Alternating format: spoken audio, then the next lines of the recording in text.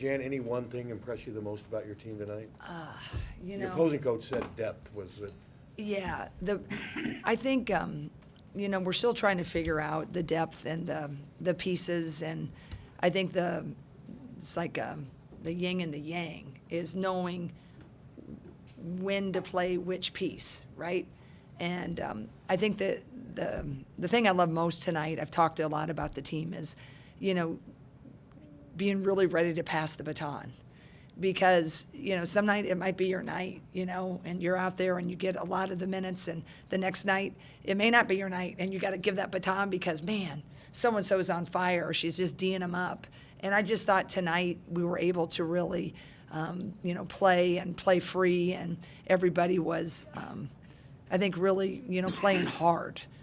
Just really playing hard every possession and being really grateful out there. And I think that's what I like to see. But I think overall, I have so much respect for, Allison's a friend in the profession of mine, and obviously I love Drake.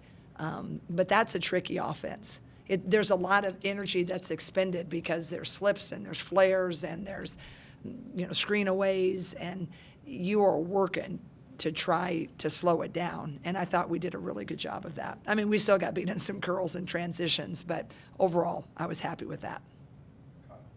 You, before the season, said that you were trying to get Chit Chat to play with maybe more aggression and search for her shot more. It seems like she's catching on to that a bit. Just what have you seen from her in terms of maybe looking for her shots a little bit more? Yeah, I feel like we've taken great growth. I thought this last week of practice, heading into the game of Evansville, and this week, I thought we really took a good jump. I thought every one of them was really on point, and they were willing to kind of go out of that comfort zone a little bit. And I thought, Chit Chat, and I think her confidence she got from the Evansville game. But we're going to need her to look for a shot and hit it as consistently. So I am pleased with that, and she is trying to be more vocal to live up to that name. We're still working on that, but I'm liking the improvement. Second game in a row with 30-plus assists, second game in a row with 6 kids in double figures. I mean, how tough is this team getting to beat a guard? Well, I hope that, it remains, a consistency and, not just an anomaly. But I feel like it has that potential. I think, when you're in the forming stages of a team, everybody's competing and everybody's jockeying, and then, the roles are settling. But if we can keep up that mentality and that consistency, I do think that makes us, if you can bring off really great people who could potentially start off the bench, and everybody is, sitting good with that role, I think you can be really, really, effective. And so again, it's just such a young season, and again, we haven't gone against a lot of size, right? I thought Drake did a really good job trying to take our ease of which we scored inside away without the double. So I'm optimistic, but also cautious about it because we just haven't seen any teams that are consistently bigger, faster, stronger yet. How beneficial is Journey's kind of energy, defensive presence been on? Yeah, I think what she brings is just that motor. I love her motor, and she's, getting in there and doing what she can do, and she's always got a hand on it, right? She's got a good sense. I mean, how many couple passes she flipped it, just had a feel of where to go with the ball. But I think she energizes us when she gets in there, and I think if we can keep improving her and, keep her growing and understanding the offense and her role within it, I think she can become a really fun spark plug for us. Jan, being a Drake alum, is it still exciting for you to be able to compete against Drake, especially in the role as head coach at Iowa? Yeah. I think it's just bittersweet. It's just I think if you're blessed and have a good college experience, those years are so formative. And what Drake gave me, I owe so much to that place and the people.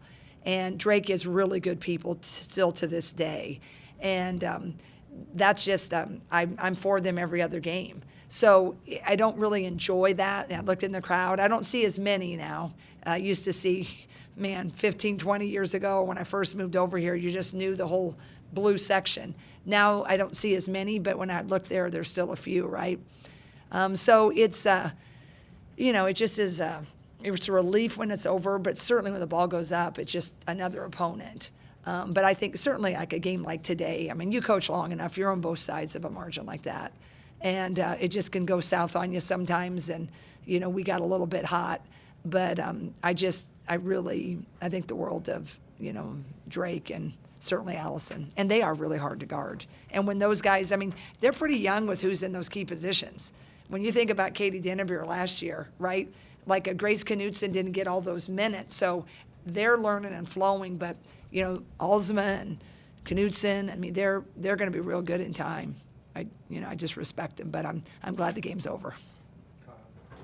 I know that this is another game where you look at the stat sheet and there's a lot to like, but that 25-0 run early in the game, just what did you like during that stretch of play that put you guys in control?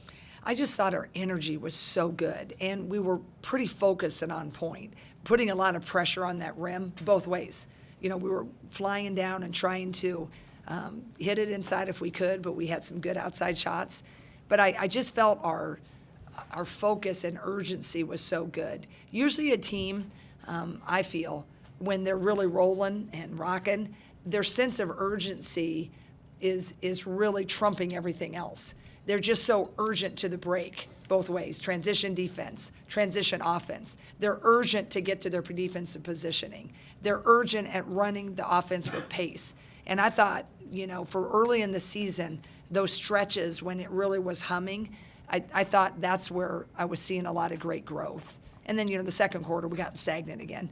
But when you do have those moments, I just think they were playing with the pace and an urgency, and that really made me happy. I know it's early, but just preliminary thoughts on UNI. Yeah, I haven't watched them too much yet because I kind of do that. I don't look ahead too much. I know what, Tanya is another friend in the profession, and Brad Nelson. We've been all doing it a long time, and we battled, and you don't deviate a lot, but I know they're going to play hard. I think they have some unique defense. They lost a few key people from last year as well, but I don't have a lot of big take on them. But by about midnight to 1, I will. If you want me to text you. Probably missed deadline though, Jeff. Last one. Taylor got to guard her sister Yeah. a little bit. How much did she push to try to get you to have her do more? They have a great relationship, very competitive. But she was, she just, like any sibling, you want the bragging rights. But I think when it's all said and done now, I'm sure they're kind of relieved that is over. But Taylor McCabe is as competitive as they come. And you can be sure that she wanted to do nothing more than to beat her sister. But she didn't really, one way or the other, like, sometimes you can have situations, whether it's a sibling or maybe a really good best friend that shows, and you have to know your person, your player. Sometimes that freaks them out. Taylor was not freaked out. I know that. All right. Thank you so much for covering women's basketball and certainly our program. Appreciate it.